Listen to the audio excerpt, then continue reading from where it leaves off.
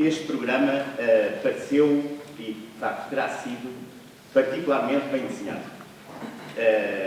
Bem articulados os temas, com um ritmo particularmente interessante e que terminou de forma que talvez sim só consegui girar muito. Esta aqui é a minha água, aquela do meio. Então deixem-me provar, fazer o sistema.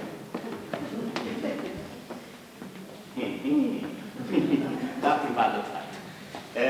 Bom, e então a primeira ideia que eu gostava de pegar de tudo isto tem a ver com uma parte deste livro, que acabou, aliás, agora também de ser citado, e que no mesmo capítulo dos 10 mandamentos da colaboração tem uma entrada, uma citação que me parece que desenha bem, escolhida por Lénia Santos, do Serviço de Educação da Câmara Municipal de Beja, e que exprime bastante bem o que eu sinto visto daí como sendo o nível ou o alcance desta sessão. Diz a tal citação de Saint-Exupéry: se queres construir um navio, não chames as pessoas para juntar madeira ou para lhe atribuir tarefas e trabalho, mas sim ensina-as a desejar a infinita imensidão do oceano. Poesia à parte, ou poesia dentro, poesia é bom que esteja dentro também, é muito interessante ver que a maneira como se foi abordado este tema ao longo da tarde teve vistas largas.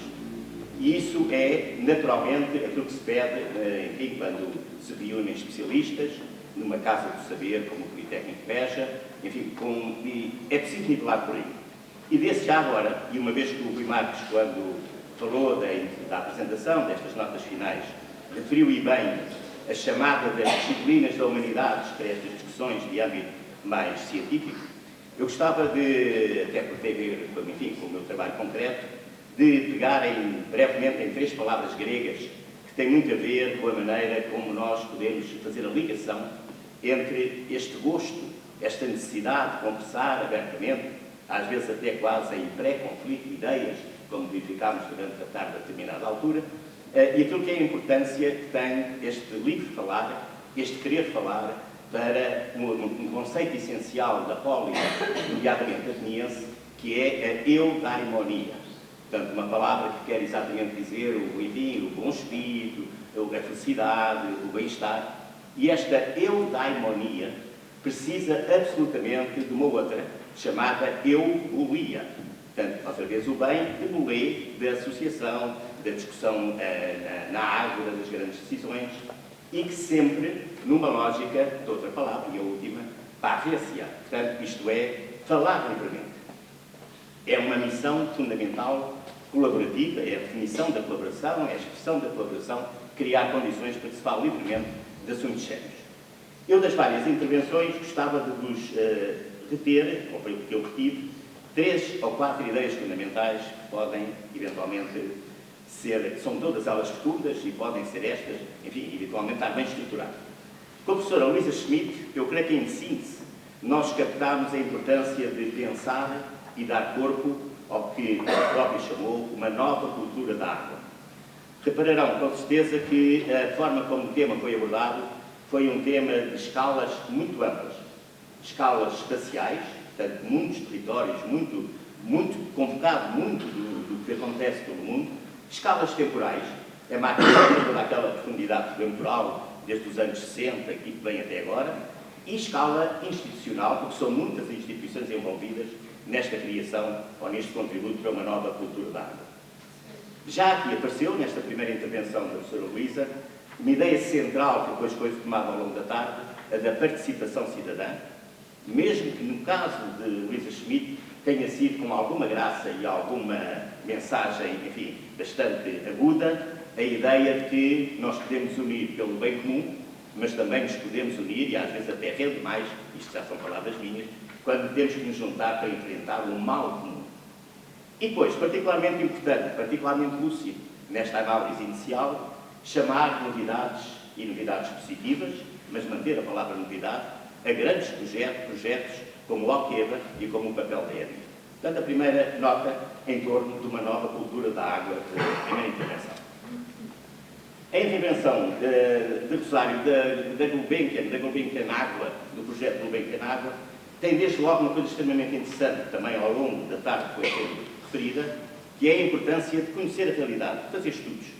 O estudo que o Dr. Rosário trouxe são assumidos claramente, como contou, como uma base para uma intervenção da importantíssima Fundação Carlos de Gulbenkian, do ponto de vista, pega no estudo e, desta vez, ao contrário do que acontece com muitas outras instituições, não pôs visivelmente o estudo na gaveta.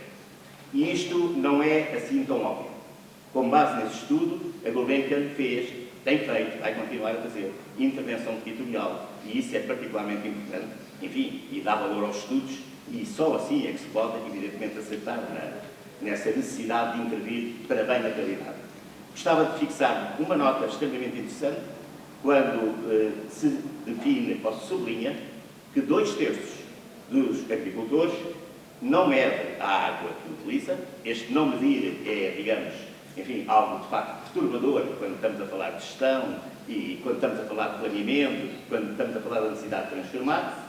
E tão importante como isso é haver um grupo pequenino, é certo, 3% era mesmo o número que era colocado, mas curiosamente é pouco, são poucos, mas quando falam do balanço da sua experiência, dizem isto está resultado.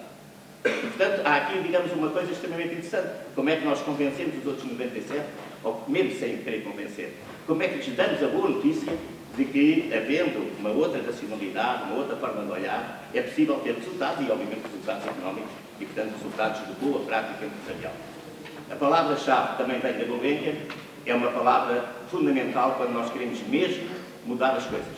E a palavra que usou foi transição a determinada altura. Portanto, a ideia da transição é crítica para que as coisas efetivamente sejam bem-sucedidas. O painel a seguir foi um painel que juntou de forma tensional, elegante, bem comportada, mas muito interessante e por isso muito viva, e é muito bom poder-se falar destas coisas aqui. A informalidade como uma das palavras-chave, a agilidade, querer mesmo resolver as coisas e, como tal, vamos fazer as reuniões que são precisas. Reuniões informais, há uma já marcada para amanhã. Portanto, para se poder, enfim, encontrar com geometria variável de atores, formas de intervir com agilidade, com informalidade. É muito interessante também, ao mesmo tempo, haver o realismo da importância da pressão contínua sobre os poderes políticos, sobre os governos, porque, evidentemente, por definição, os recursos são limitados e há que negociar continuamente a afetação de recursos, e, portanto, é um tema também objetivo, concreto, para ir aqui para cima, e, portanto, expectativas diferentes que são trazidas pela negociação relativamente a uma ideia que todos concordam, mas concordar não dispensa, de facto, haver pontos de vista bem definidos de cada uma das partes para chegar, objetivamente, às mudanças. O último painel, se eu tivesse que arranjar um nome para ele, enfim, com toda esta mise-en-scène, todo este 3D, eu diria que foi uma verdadeira declaração de amor à água, multidimensional. E é um encanto ver daí, portanto, coisas como perceber a importância de uma palavra-chave como a continuidade, o querer mesmo que as coisas tenham continuidade, que não sejam epifenómenos, que não aconteçam às vezes, que não se tirem balanços e pronto. A palavra continuidade é uma das palavras mais bonitas que foi dita, a palavra do diálogo e da relação, mas com uma grande vantagem, com o grande fim, que vale a pena haver diálogo, vale a pena haver relação, se for, para outra palavra-chave que foi dita, transformação. Não o diálogo pelo diálogo. Para isso existem outros fóruns para podermos tratar disso, particularmente interessante. Depois, a ideia, muito interessante, muito cáustica. Esta palavra é rara, acho que não me lembro de ter usado, não é muito frequente, mas muito cáustica, de ouvirmos a rádio em Lisboa e que está um dia tão bom. Um dia bom, um dia cheio de sol, um dia de céu azul. Que interessante esta perspectiva. Nunca mais vou jubilar com o dia bom, evidentemente, quando ouvir. Vou pensar muitas vezes e vou impedir que à minha volta seja-se tão unilateral a pensar que os dias são bons a partir dessa corteza de vistas por bem. E esta ideia, muito importante, de que como é que se faz a ligação entre a investigação científica e, nomeadamente, as escolas. Esta ideia que a Mafalda trouxe, tão interessante, de que não é apenas com os alunos, mas é com a comunidade educativa, que a comunidade de investigação pode trabalhar. Portanto, haver, de facto, uma ampliação, digamos, da escala, do plano, onde se podem juntar instituições, práticas científicas, linguagens, habitualmente desconectadas.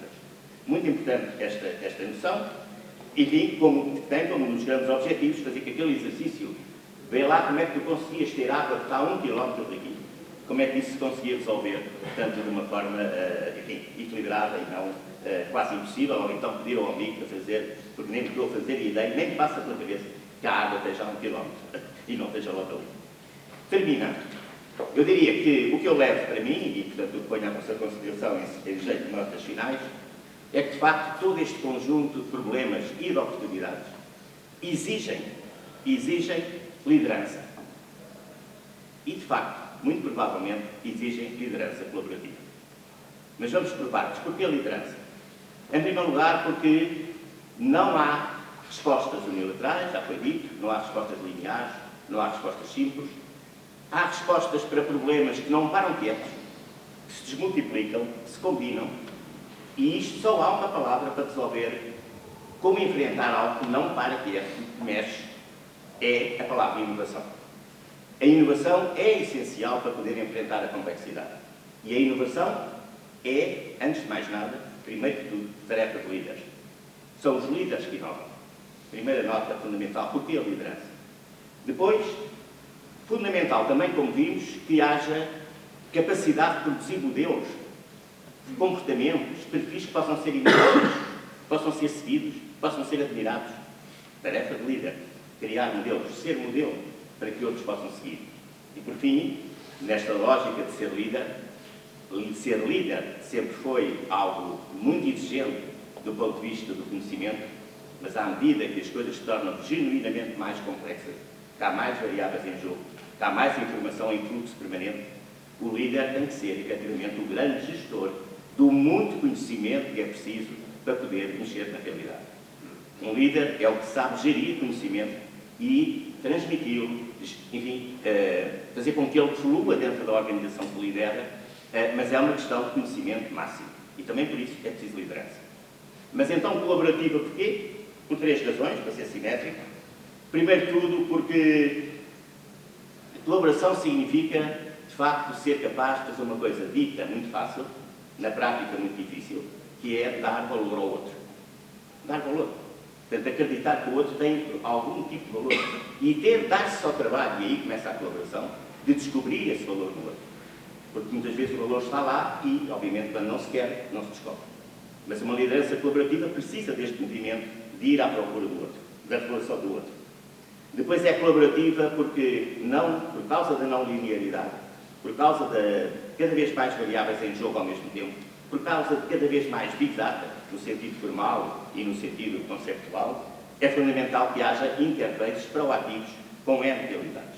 Mas proativos, não reativos, não à espera que surja qualquer coisa de uma disciplina e depois junta-se. Não, tem que ser à procura das outras disciplinas.